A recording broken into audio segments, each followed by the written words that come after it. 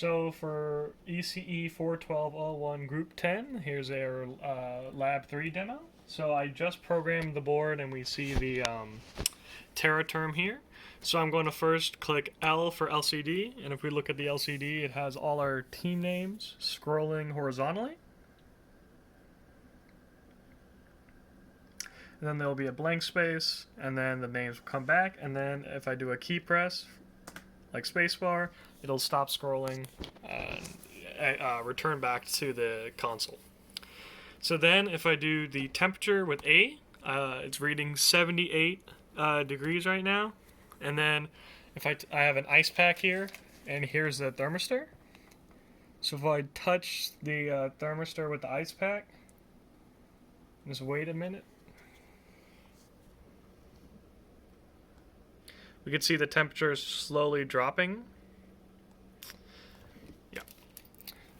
So then going through EEPROM, it prompts us to enter the high byte address. The program will take the addresses as decimal values, so valid EEPROM values go from 0 to 1023. So I'll just type in 0001 for the for like our first test, and I'll just store a single 8-bit value, just a single character.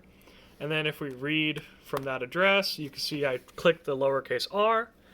Now I'll cycle the power, so I'll disconnect the board and reconnect it.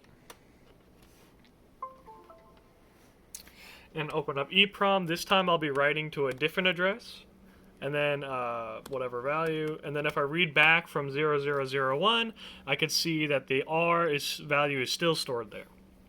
And last is changing the USART like parameters during runtime. So here, if I click U, we have two options for changing the baud rate. If I change baud rate to 14.4K, we get some gibberish values because Terra term is still looking at the 9600 baud rate. So I could change that here. And then no input has been sent to the Terra term, so it hasn't read anything yet. But if we see on the right, the next instruction is changing the data bit value. So I'll type in 2 for the 7-bit. We see that the Terra term did recognize us entering a value, but still it's gibberish. So I'm going back to change the data to go to 7. New setting. And then we change the even, odd, disabled parity. I'll click 1, and then we can see here that changing the Terra term to the expected values will end up showing the correct values to the terminal. And then I'll type in 2 stop bits, and then we return back to the console.